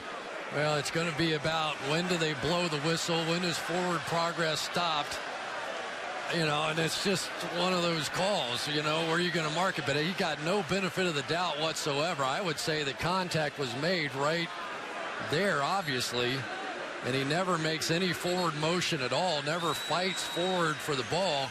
I think that's ball is on the other side of the first down marker where forward progress is stopped. Again, it's challengeable if they're short of the first down. So McCarthy could, if he wishes, challenge it, and I think they're going to be a couple of links shy, and they are. So now, if you're McCarthy, you still have that one challenge. He's won 2 challenges already tonight, so he still has a 3rd. Do you want to do it here? You take the chance here. Well, he certainly looks like he's going to go for it. You know, he just may make his chances of making it again. Well, maybe so, but where contact was made and where forward progress was stopped. It looked to me clearly on the other side of the ball. Now maybe they're saying it doesn't count until you blow the whistle, but I think it's where forward progress is. Well, it's an iffy proposition if you're going to get those extra inches on the challenge. Meanwhile, they'll just line up to go for it again on 4th down and inches. Dimitri Nance is the running back. And they give it to the up back, and this time Kuhn gets stuck at the line of scrimmage. So he made it on 4th down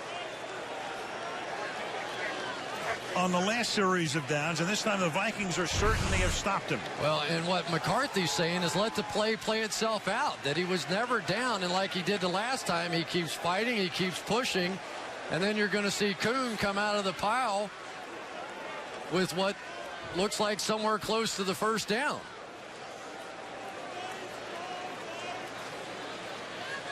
And again, it's challengeable, but I don't know how I don't know how the officials overrule their call on the field. Well, because if they blew the whistle at any point in this thing, it would have been down there. But I would argue as well that it looked like he was still moving in the pile, but the whistles were blowing. He loses about 2/3 of a yard. But really the challenge should have come on the prior play. Right. Minnesota ball. What a game.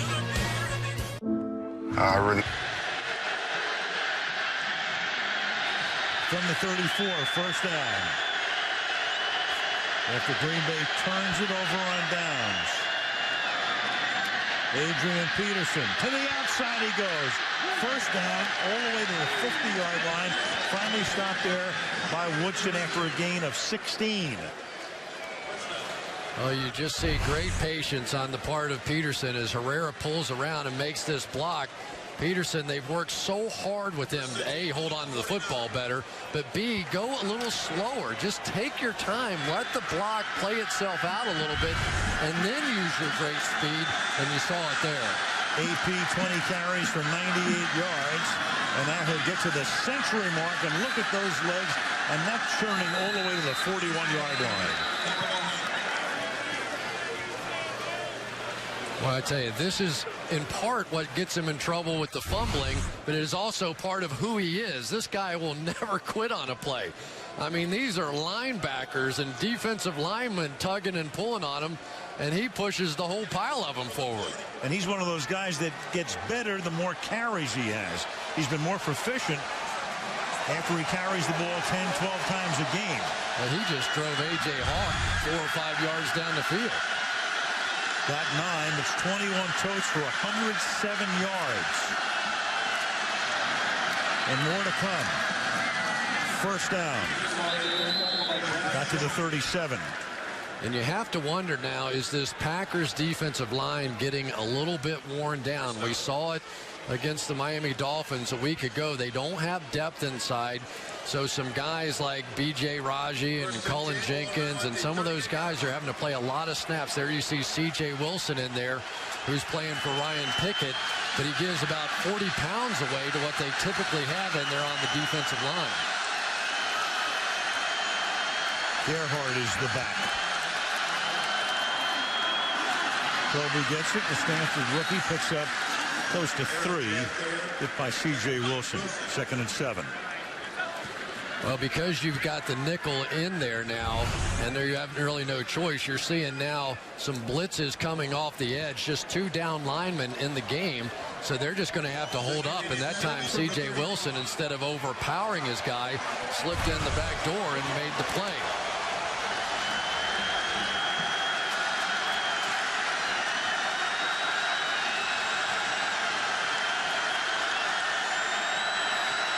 Second and 7. Far pressured, slings it away, and the pass is incomplete. That was Clay Matthews, had him by the shirt, nearly had the sack, and Brett able to get it downfield. The Fahutai, the fullback, did everything but grab and twist and pull. He's going to grab some jersey, a little face mask, and so did Clay Matthews, and sling him to the ground. There he is, the NFL sack leader. He's yet to get one here tonight, but almost had one for Brett. And for Brett, every time you see him throw one like that, oh, baby. There's Dad, Clay Jr., the grandfather, Clay the first, also a former NFLer with San Francisco. 3rd and 7. Favre back, Favre over the middle. Favre has it picked off. Collins intercepts it at the 20-yard line.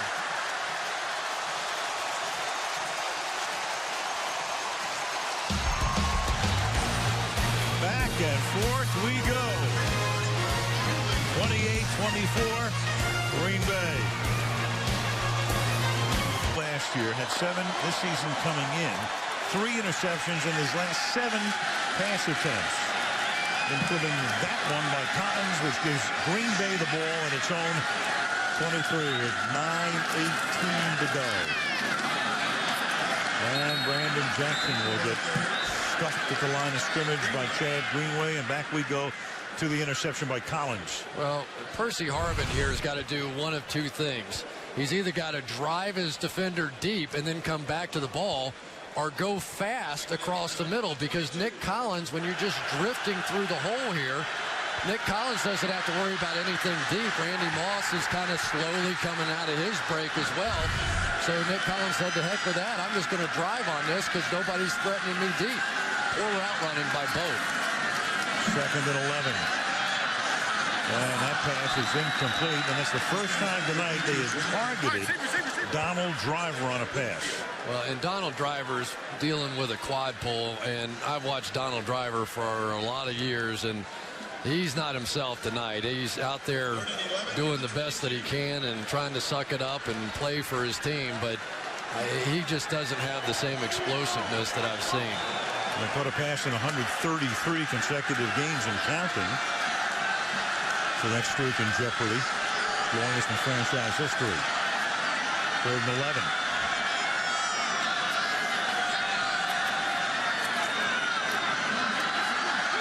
Rodgers stepping up, buying time, throws, caught. Jennings, first down. Great pocket presence, steps up. Jennings gets free over the middle. It's a wobbly ball, but it's right on target. Moves the chains. Yeah, Donald Driver cleared out the space, and Jennings came in behind him. But watch Aaron Rodgers. He makes the play. Good protection up front. They pass off the stunt. Aaron Rodgers with a hook shot for a first down. Look at this one. That was all he had on that one. Up to the 37. Under 8 minutes left.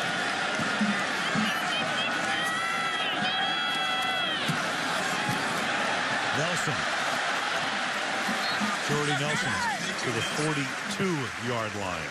And you just can't emphasize enough the loss of Jermichael Finley. And when you talk to Aaron Rodgers, he said, without question, we've got a lot of star players that are hurt out there, but Jermichael Finley was special. He was the guy, the deep threat from the tight end position down the field, the possession guy on 3rd down, had a very infectious personality, it brought a lot of energy to practice, and he said, you just can't replace a guy like that. A rising star, but gone for the year, 2nd and 4.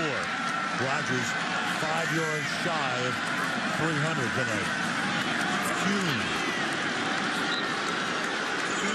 To the 45, and the big 3rd and 2. You next. Can't leave Jared Allen unblocked on the running game, because he's just going to come slide down in behind Clifton and make this play right down the way here. Slide down the line of scrimmage. And the Packers, though, I will give them credit. This is better than I've seen them run it in a while, and they're running it against a pretty good run defense. Packers just 36%, last in the league on 3rd and short. And here they are with a big 3rd and short. This is usually when Donald Driver comes into play. Let's see if he has one play in him tonight. Slot right is Driver. Nelson outside of him. Rodgers. Oh, not even close. Both receivers in that area cut off their routes, and then Rodgers threw it downfield, 4th down. Just unbelievable. It's a whole back shoulder issue coming to light again. That time Aaron Rodgers thought that Jordy Nelson was going down the field, and Jordy Nelson was thinking back shoulder. amazing. I mean, that's you know, these guys do that play all the time. The Massey. Fair catch called for and made by Camarillo at the 17-yard line. More Favre magic in Green Bay. There's Woodson, Defensive Player of the Year. Randy Moss, meanwhile, on the other side. Just 2 catches for Woodson tonight for 17 yards. And Woodson's the guy that Brett Favre says can dictate to me somewhat what I do on offense.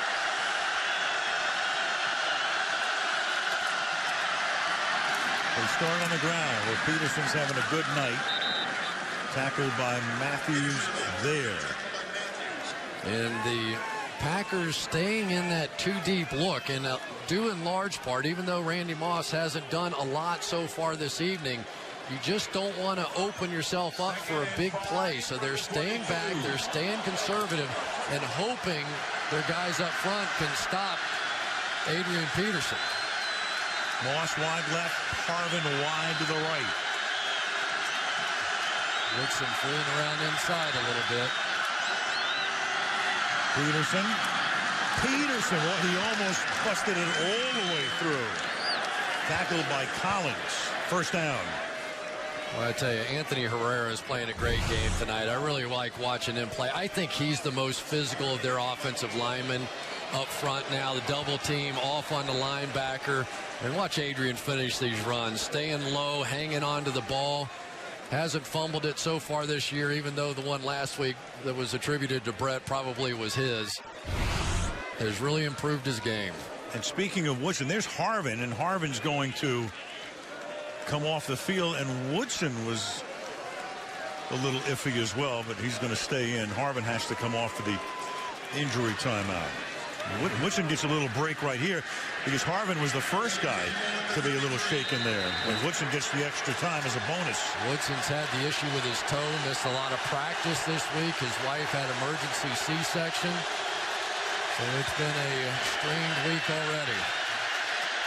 From the 33, here's Peterson again. He gets hogtied after a gain of 2 yards by C.J. Wilson. Yeah, and now the Packers starting to rock those safeties down a little bit to play Adrian Peterson. We'll see whether or not they're going to take a shot now. If those safeties want to come play the run, and that's always the game, you start coming down a little bit, single high safety in behind it. Now you get Randy Moss in some one-on-ones. Moss wide to the left. Tramon Williams on him. Harvin back in the game wide to the right. Peterson again on the ground.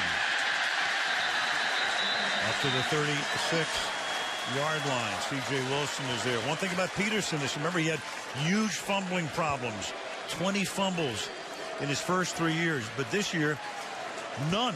Now, last week he botched the handoff from Favre, but when it's a handoff botch, it's always the quarterback who gets charged with it. That one-on-one coverage that he got on the first 2 plays is gone now. So give C.J. Wilson and that defensive line credit. They did their job. Now it's up to the secondary. 3rd and 7. Big conversion here. Otherwise, they have to start taking their timeouts on defense after a punt. Favre. Underneath. He throws. That is caught. That is Gerhardt.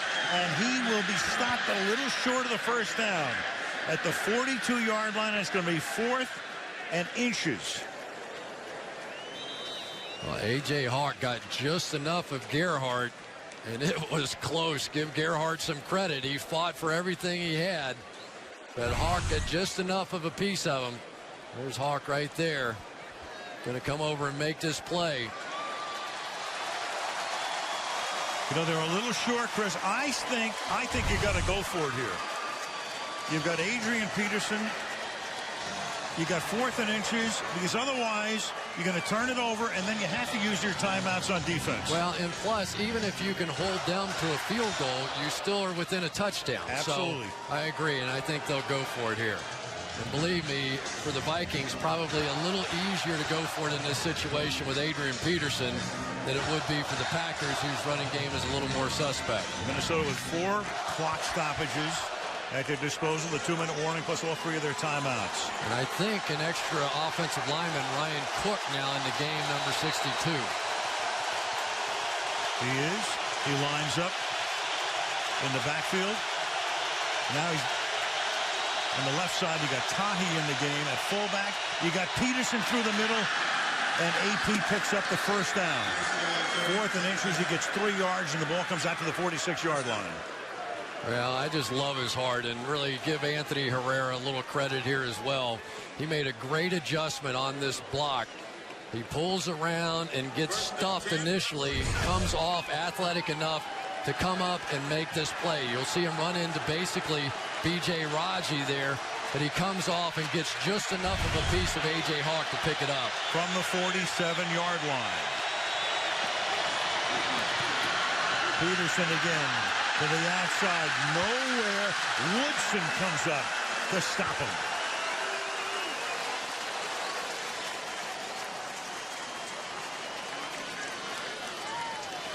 And they're going to let it go down to the 2-minute warning right now after a loss of 2. And Clay Matthews is complaining that he got held, and I thought he did too. Jim Kleinsasser got a big chunk of his jersey. Well, they're going to try to go for it at the 2-minute warning, and they just do get the play off as Percy Harvin makes the catch to the 48-yard line. It looked like they were going to let the clock wind down, then they ran it right down to the last millisecond. 2 minutes to go in Green Bay in a 4-point game.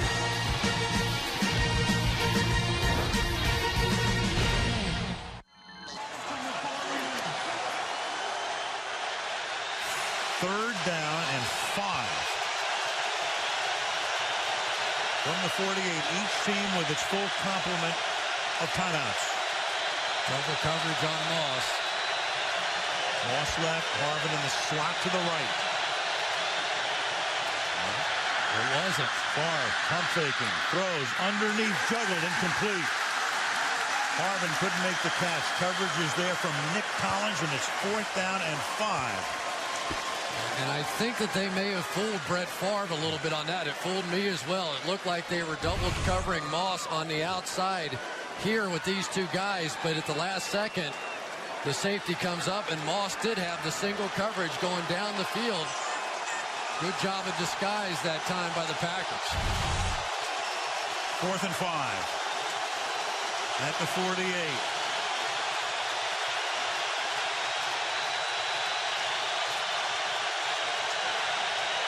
Play clock at 1, and Favre has to use a timeout.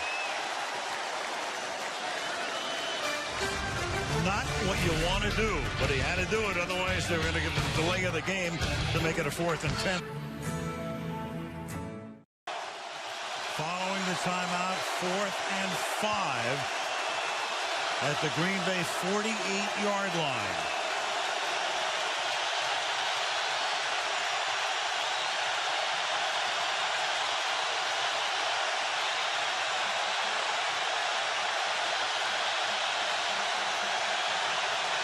Everybody in Lambeau on their feet. Favre slings it, caught. Moss to the 35-yard line. 1st down. Brett hustles them up to the line of scrimmage. And Brett with the snap count that time got them to show what they were doing in the secondary. A brilliant move by Brett. Once he saw the single coverage on the outside to Moss, he knew right where to go with the ball. 1:25 and 2 timeouts. Down by 4. From the 35, Favre stepping up, gets sacked from behind at the 41-yard line. Jarius Wynn, number 94, with a huge sack. It's really poor play by Brett on that one. It wasn't there. The coverage was in place. It was 1st down, and he held the ball for 5 seconds at least. On the outside, you're going to see it simply wasn't there. They went into a zone kind of look. Nothing there, despite the fact Berrien wanted an illegal contact. Greg Lewis coming across, it wasn't there. The clock in Brett's head at some point has to go off. Brett wasn't looking that way, or he had a shot for Moss. But here it is. It's not there. You got to get rid of it. You can't take that sack at this point in the game. First sack of the game for either team. And Jarius Wynn with his first career sack. Could hardly have come at a more opportune time. 6-yard sack, 2nd and 16. It also compelled Favre to take another timeout, so they're down to 1. With a little extra time, I think, to walk it off as well with the ankle. 2nd down, 16.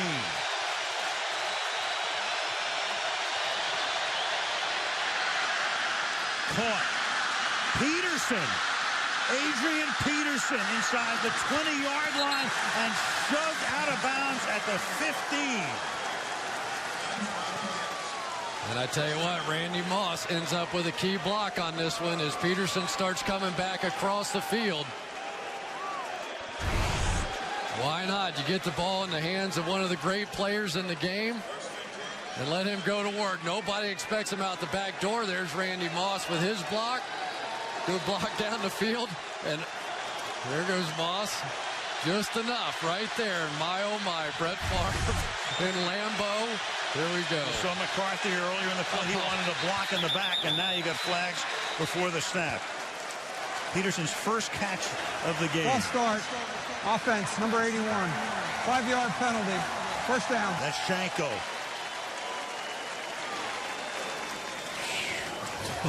Wild one. Wow. 26-yard gain for Peterson, who tonight is 131 yards on the ground. 26 receiving. And for the Packers, here they go again. Their losses have come down to the last minute. And here we are again. All 3 losses this season, each of them by 3 points. 2 in overtime. 1st and 15. Favre stepping up, throws. He had a flag down. The ball caught by Shanko at the 10-yard line. But now at the end of the game, this is where the umpire moves back into his old customary position, and that's where the flag came from. Yeah, Phil Lodeholt. Personal foul. Grabbing the face mask. 71 defense. 15-yard penalty. Still first down. Phil Lodeholt. No question about it. Phil Lodeholt and Clay Matthews came hard around the corner. You're going to see him put his hands right inside the face mask. Twist it. Good call.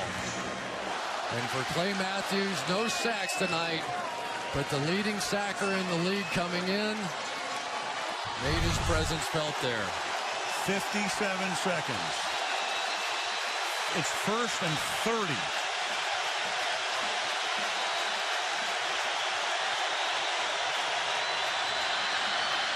Three-man rush. 8 back. Favre going deep for the end zone, and it is caught for a touchdown by Harvin. You can't make this stuff up. But was he in bounds? That's the question. Here we go again. No challenges. It's all for a booth review. The call on the field is a touchdown. One down, oh, no. The other out. Of course. And Mike McCarthy's about to have a heart attack waiting for the challenge. Remember, there is no push out. You have to come down unless the receiver was carried out of bounds. But that second foot looked clearly out. And the crowd just saw it on the board. And Green will go over to confirm it, but it's going to come back.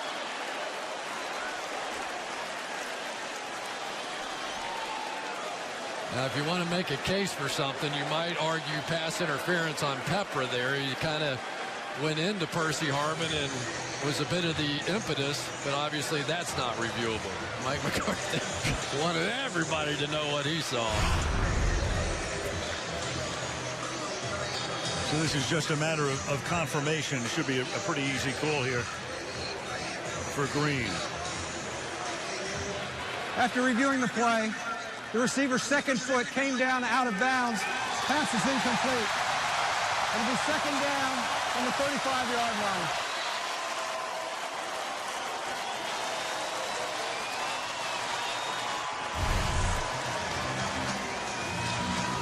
See that? How much that ankle bothers him, even with the celebration.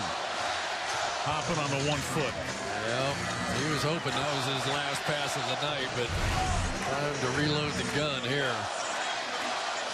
So it's 2nd down and 30 from the 35-yard line. No pressure, though, is allowing Brett Favre plenty of time to let his receivers work down the field, and again a 3-man rush. Moss left and Berry into the right.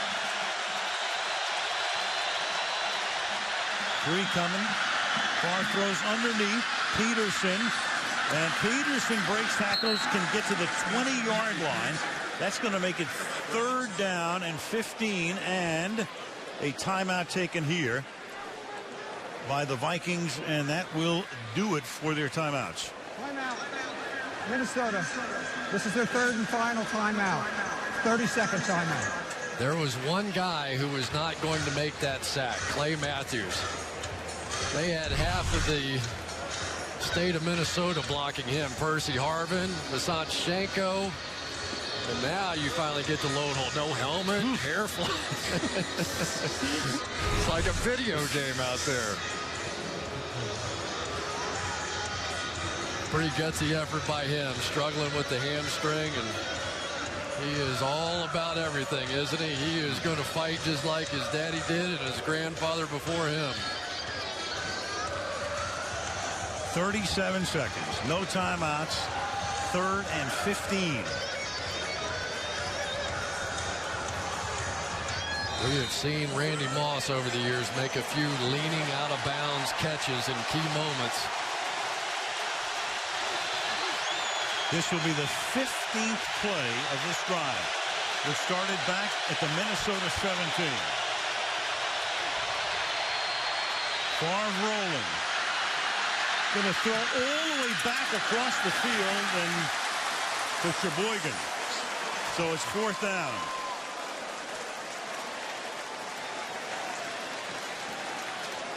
Well, the Packers have just committed to total coverage. That time they walked a linebacker out on Randy Moss to beat on him a little bit, and really nowhere to go.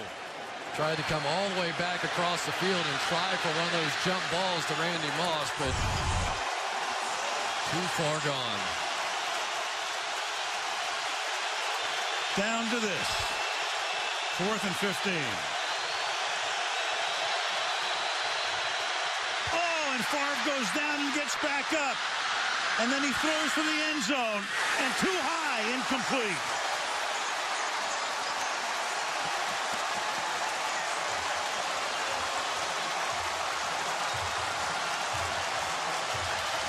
And that's the way, in all likelihood, it ends for Favre at Lambeau. Randy Moss got away with a little push. If that ball had been a little closer, he may have had a chance. You got your big guy in the back of the end zone.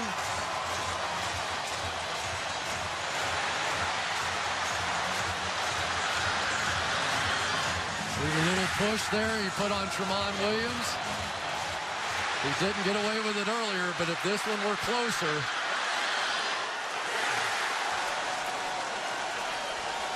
and the Green Bay Packers are finally going to win a close one after 3 excruciating losses. And the Vikings coming so close to a near miracle. That would have been asking too much. The fall down, get up, and throw a touchdown pass. And there is Brett Favre, 20th year, hobbling back to the locker room as the Green Bay Packers win it by a score of 28-24.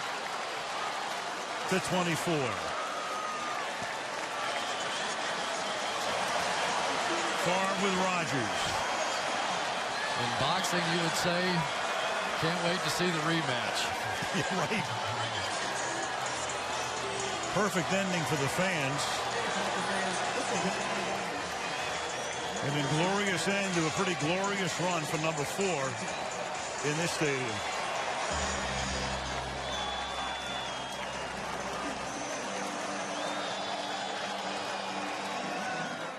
So, Brett Favre lost his final game played at Lambeau. Aaron Rodgers and those Packers went on to win the Super Bowl. But Favre came back to Lambeau 5 years later, in 2015, for his number 4 jersey to be retired. It was a memorable Thanksgiving night that included an appearance by another great